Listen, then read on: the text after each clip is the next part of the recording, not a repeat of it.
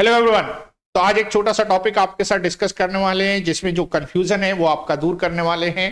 Topic का नाम है इलेक्ट्रिक फ्लक्स। तो देखो, जब इलेक्ट्रिक फ्लक्स की बात करते हैं तो इलेक्ट्रिक फ्लक्स हम डिफाइन करते हैं कि किसी भी सरफेस से जो number electric field lines pass हो रही है उसका नंबर जो है वो इलेक्ट्रिक फ्लक्स को measure. Sir, number electric flux को मेजर करता है तो क्या नंबर ही इलेक्ट्रिक फ्लक्स होगा? आंसर है नहीं, नंबर इलेक्ट्रिक फ्लक्स नहीं होगा, लेकिन उस सरफेस से जो लिंक फ्लक्स होगा वो नंबर के डायरेक्टली प्रोपोर्शनल होगा। जैसे एक डायग्राम की हेल्प से हम इसे अच्छे से समझते हैं। यहां पर हमने आपको डायग्राम दिया। इस डायग्राम में अगर हम आपसे पूछे what is the flux linked with this surface φ1, no answer. कैसे आंसर करेंगे? सर इलेक्ट्रिक फील्ड तो बताइए, सर एरिया तो बताइए। हमने पढ़ा हुआ electric field into area flux होता है।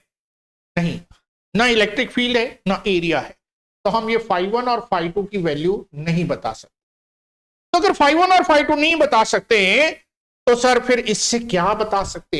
यहां ध्यान दीजिए, φ1 और φ2 भले ही हम ना बता पाए, लेकिन अगर कोई φ1 अपॉन φ2 हमसे पूछेगा ना तो वो हम जरूर बता दें। कैसे सर? अरे सीधा देखिए, नंबर ऑफ लाइंस गिन लेते हैं। 1 2 3 4 5 6 7 8 9 10 11 12, ये सबको आता है, काउंटिंग सबको आती है। तो 12 लाइंस इसमें और 1 2 3 4 5 6 7 लाइन इसमें। तो फ्लक्स का जो रेशियो है वो है 12/7। तो ऑफ कोर्स नंबर से हम डायरेक्टली इलेक्ट्रिक फ्लक्स मेजर नहीं कर सकते, लेकिन इस नंबर के डायरेक्टली प्रोपोर्शनल होता है हमारा इलेक्ट्रिक फ्लक्स।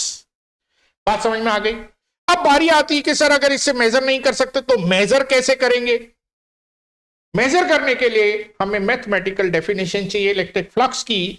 अगर हमारी ये जो इलेक्ट्रिक फील्ड है यूनिफॉर्म इलेक्ट्रिक फील्ड, मान लेते हैं इसकी वैल्यू E वेक्टर। ये जो हमारा प्लेन सरफेस एरिया है, मान लेते हैं ये A एरिया है। अब यहां पे एरिया को एक वेक्टर की तरह ले रहे हैं, और जब भी हम एरिया को वेक्टर की तरह लेते हैं तो एरिया वेक्टर का मीनिंग होता है कि एरिया एक डायरेक्शनल क्वांटिटी है। कन्वेंशनली एरिया वेक्टर की डायरेक्शन हम हमेशा एरिया के परपेंडिकुलर लेते हैं। तो हमने इलेक्ट्रिक फील्ड को रेफरेंस लेते हुए इस नॉर्मल को क्या ले लिया? इलेक्ट्रिक फील्ड के साथ साथ इस वेक्टर की direction.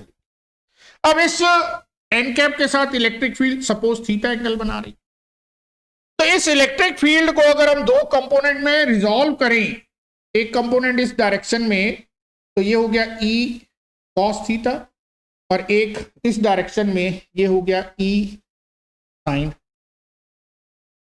sin theta is parallel to the surface. कोई चीज अगर किसी के पैरेलल आती है तो उसको क्रॉस नहीं करती है भाई, तो ये E sin थीटा इसको क्रॉस करके ही नहीं जाती। तो अगर हम इसको क्रॉस करने वाली फील्ड की बात करते हैं तो इसको क्रॉस करने वाली फील्ड जो है वो है E cos थीटा। कितना एरिया है? A। तो product of normal component of electric field, product of normal component of electric field and area of the surface is mathematical measurement of flux। तो किसी भी सरफेस से जब आप फ्लक्स मेजर करने लगते हो तो फ्लक्स जो है वो E cos theta into A के इक्वल है। अब E cos theta into A, इसको हम क्या लिख सकते हैं? इसको हम लिख सकते हैं EA cos थीटा, और इसको हम क्या लिख सकते हैं? इसको हम बना सकते हैं E डॉट E। तो flux phi E dot A के बराबर हो। तो कहीं भी अगर इलेक्ट्रिक फ्लक्स आपको मेजर करना है तो E डॉट A से हम मेजर कर सकते हैं। अब जो बेसिक प्रॉब्लम मैथमेटिक्स में बेसिक प्रॉब्लम हमारे पास रहेगी, वो ध्यान रखना पड़ेगा कि एरिया एक वेक्टर है और इसकी वेक्टर डायरेक्शन हमें कंसिडर करनी चाहिए। तो हम यहां पर आपको वेक्टर डायरेक्शन के लिए कुछ एक्सप्लेन कर देते हैं, क्योंकि इन जनरल जब भी हमारे पास क्वेश्चन बनता है, क्यूबिकल सरफेस को लेके क्वेश्चन आता है, तो हमने यहां पर आपको एक 3 डायमेंशन में क्यूब कंसीडर कर लिया है। इस क्यूब की हेल्प से इसको समझने की कोशिश करते हैं। सॉरी, OABC सबसे नीचे वाला फेस है, DEFG सबसे ऊपर वाला फेस। जब ये नाम दिए तो साइड वाला ABFE राइट मोस्ट आ गया, OCGD लेफ्ट मोस्ट आ गया, BCGF फ्रंट वाला फेस आ गया, सारे फेस हमें मिल गए। इसको अगर हम एक्स एक्सिस, इसको अगर हम वाई एक्सिस और इसको हम जेड एक्सिस बोलते हैं। तो जब हम बात करेंगे एरिया वेक्टर कौन से वाले की, सबसे राइट वाले की, A B F E, area vector A B F E.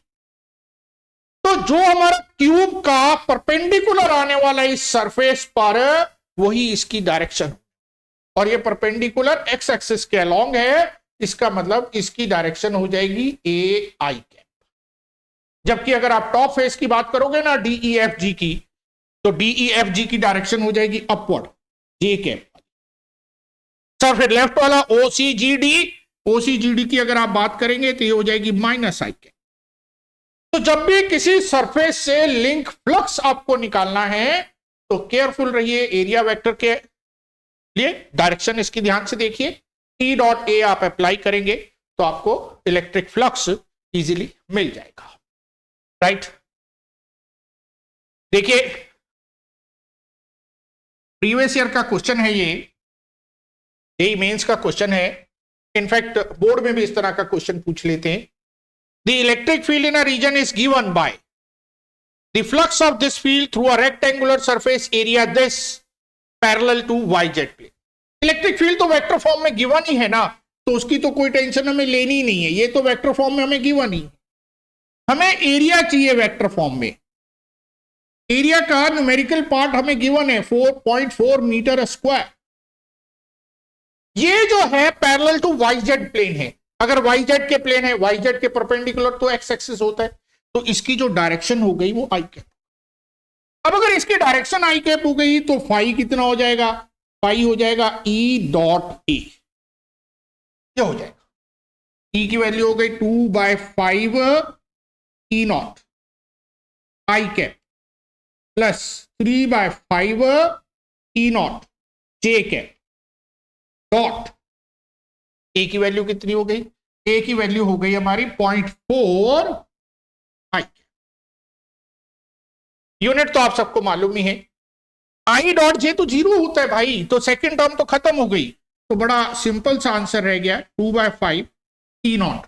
E not की वैल्यू हो गई 4 into 10 to the power 3, I dot I is 1 into 0.4, ये रह गया। ये आप हटाएंगे 10 बना लेंगे। 4 16 into 2 32/5, 32/5 into 10 to the power, ये हो गया जी। कितना हो गया, 5 6 30, 5 4 20, 6 40। तो direct electric field into area vector A, E dot A, E dot A की हेल्प से आप डायरेक्ट फ्लक्स कैलकुलेट कर सकते। तो 640 इज करेक्ट, राइट। लेकिन अब हमेशा ऐसा भी नहीं है ना कि इलेक्ट्रिक फील्ड यूनिफॉर्म हो, इलेक्ट्रिक फील्ड नॉन यूनिफॉर्म भी हो सकती है, सरफेस हमारी कर्व्ड भी हो सकती है। भाई ये आपकी प्लेन सरफेस है, लेकिन इलेक्ट्रिक फील्ड आपकी नॉन यूनिफॉर्म है।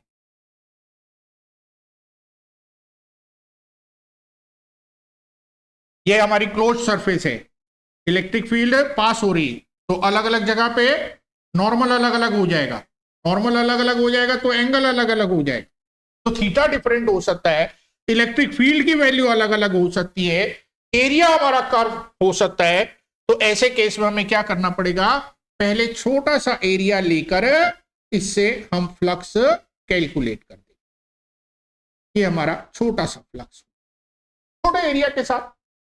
तो टोटल फ्लक्स कितना हो जाएगा, जो टोटल फ्लक्स है वो हो जाएगा integral E dot d A for whole surface. पूरे सरफेस के लिए इसे इंटीग्रेट करेंगे तो हमें कर्व सरफेस के साथ फ्लक्स। तो जहां कहीं इलेक्ट्रिक फील्ड हमारी वेरिएबल होगी, जहां कहीं इलेक्ट्रिक एरिया हमारा कर्व होगा, थीटा अलग अलग होगा, तो वहां हमें इंटीग्रेशन यूज करना पड़ेगा। फॉर्मूला सेम ही है ई डॉट डी एस, केवल छोटे एलिमेंट को लेकर फिर इंटीग्रेट करके हम टोटल फ्लक्स कैलकुलेट कर सकते हैं। देखिए 2023 expression for an electric field is given bye 4000 x square I cap. Variable electric field हो गई. The electric flux through the cube of side 20 centimeter when placed in electric field. देखो cube से flux निकाल, नाम हम दे लेते हैं O A B C D E F E. जो ऊपर वाला फेस है उसका नॉर्मल J कैप, जो नीचे वाला फेस है उसका normal minus J cap. Electric field is along I cap. I dot J is 0. तो इन दोनों फेस से तो कोई फ्लक्स लिंक होने वाला, छूट गया. फ्रंट वाला माइनस प्लस के, बैक वाला माइनस के, वो भी दोनों के. तो इसमें जो फ्लक्स लिंक होगा वो केवल दो फेस के साथ होगा, ये लेफ्ट मोस्ट और राइट. तो for left O C G D, O C G D, जिस भी एरिया से फ्लक्स निकालना है उसको एरिया वेक्टर में बदलना पड़ेगा. एरिया वेक्टर कितना हो जाएगा भाई? साइड लेंथ कितनी है? 20 सेंटीमीटर. एरिया वेक्टर हो गया 20 इंटू 20. भाई ये साइड 20, ये साइड 20, तो ये पूरा एरिया कितना हो गया? 20 into 20, 400 centimetre square. 10⁻⁻4 metre square. Direction, direction तो मस्ट है. इधर को आएगी पीछे को -x, ये पीछे को -I कैप. तो माइनस. अब इस प्लेस पे इलेक्ट्रिक फील्ड कितनी है? इस प्लेस के लिए x कोऑर्डिनेट कितना है? 0. तो इलेक्ट्रिक फील्ड कितनी हो गई? 0. यस. आप कहेंगे सर बेकार में इतनी मेहनत करी, इलेक्ट्रिक फील्ड 0 ही थी तो फ्लक्स 0 ही होना था. लेकिन बेटा सीखना था एरिया कैसे लिखा जाता है, एक दो बार लिखेंगे तो अच्छे से आ जाएगा, इसलिए एरिया वेक्टर को कंप्लीटली बता दिया गया. अब दूसरा पार्ट जो है वो सरफेस हमें देखनी है. ये कौन कौन सी है? A B F E. तो for A B F E ये हो गया. A B F E के लिए अगर हम बात करते हैं तो एरिया वेक्टर की वैल्यू हो गई 400 इंटू 10⁻⁻4 मीटर स्क्वायर. ये तो हो गई. और इलेक्ट्रिक फील्ड की अगर बात करें, इलेक्ट्रिक फील्ड E, तो इस बार इसके लिए x कोऑर्डिनेट 0 नहीं है. ये वाईजेड प्लेन के पैरेलल है. कितने डिस्टेंस पे? 20 सेंटीमीटर. तो इसके लिए x कोऑर्डिनेट जो है वो है 0.20 मीटर. सेंटीमीटर को मीटर में बदल दिया हमने क्योंकि वोल्ट पर मीटर में गिवन है. तो ये हो गया 4000. x स्क्वायर की जगह 0.2 का स्क्वायर 0.04 ये हो गया. I cap as it is. ये हटाएंगे 2 0 160. इलेक्ट्रिक फील्ड आपके पास है, एरिया आपके पास है. π2 निकाल देते हैं. π1 तो कितना था? π1 0 था. π2 निकाल देते हैं. π2 कितना हो जाएगा? E160 dot this 400 10⁻⁻. राइट. 1 2 3 10⁻⁻1 रह गया.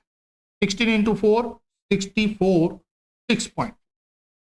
ये जो हमारा आंसर है ये वोल्ट मीटर में है और हमें पूछा गया है वोल्ट सेंटीमीटर में.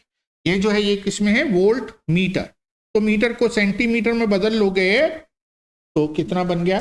640 वोल्ट सेंटीमीटर. तो ये थी हमारे इलेक्ट्रिक फ्लक्स की कहानी. अब अगर आप ये कहें कि सर इलेक्ट्रिक फ्लक्स किसी और मेथड से भी निकाल सकते हैं, तो यस, इलेक्ट्रिक फ्लक्स एक और इंपॉर्टेंट मेथड से निकाल सकते हैं, लेकिन वो पार्ट हमारा आता है गॉसेस लॉ के अंदर. छोटा सा ब्रीफ में डिस्कस कर लेते हैं. क्या कहते हैं गॉस लॉ? गॉस लॉ कहते हैं कि अगर किसी क्लोज्ड सरफेस से आपको टोटल फ्लक्स निकालना है, किसी क्लोज्ड सरफेस से आपको टोटल फ्लक्स निकालना है, तो ये हमेशा Q inside upon epsilon not के बराबर होगा.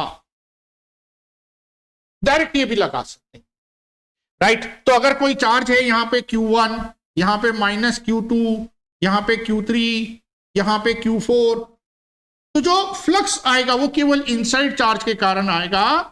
Q इनसाइड आप लिख सकते हैं Q1 -Q2 +Q3, तो इससे भी फ्लक्स निकाला जा सकता है। लेकिन इस पार्ट को हम डिस्कस करते हैं गॉस लॉ में। तो गॉस लॉ के टॉपिक में देखेंगे कैसे इस तरह से फ्लक्स को लिंक करते हुए हम वेरियस एप्लीकेशंस को एनालाइज करते हैं बाय यूजिंग गॉस लॉ।